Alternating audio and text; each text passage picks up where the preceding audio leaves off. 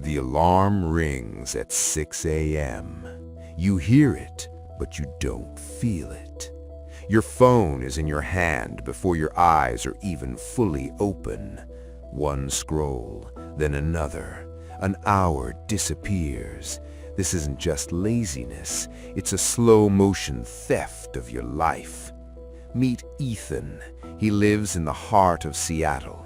He's brilliant, has big dreams, but his to-do list is a graveyard of unfinished ideas. He feels like he's running in waist-deep water. Every time he tries to start, a voice whispers, "Not today, maybe tomorrow." One rainy evening, Ethan sat in a dimly lit cafe. He met an old man named Elias, a retired clockmaker who seemed to move with a strange, calm precision. Ethan asked, "Elias, how do you keep going? I have the motivation, but it vanishes by noon." Elias smiled. "Motivation is a liar, Ethan. It's a feeling, and feelings change like the Seattle weather. You don't need more motivation. You need a new identity." Elias shared the permanent solution, not a hack, but a shift in the soul. Pillar 1, the 2-minute rule of identity.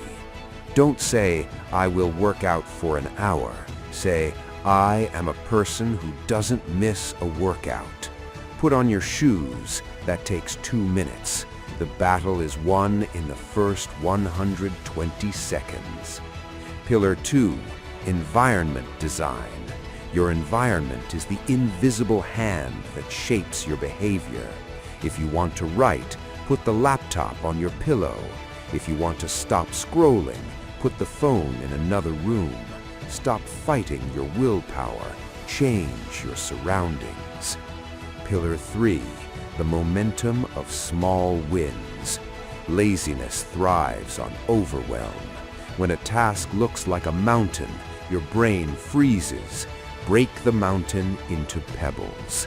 Elias told Ethan, "A clock doesn't move its hands all at once. It ticks, 1 second at a time.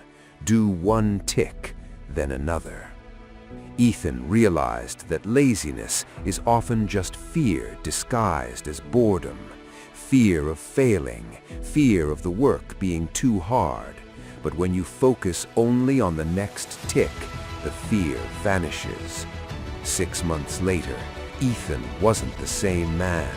He didn't wait for the right mood. He became a man of systems. He realized that discipline isn't a cage, it's the key to the cage. He stopped blaming his DNA and started trusting his routine. The secret to killing laziness permanently? Stop trying to feel like doing it. Just be the person who does it 2 minutes at a time. You, listening to this right now, you have a choice. You can let the ghost of laziness sit in your chair for the rest of your life. Or you can stand up, take 2 minutes, and reclaim your throne. The clock is ticking. What will your next tick be?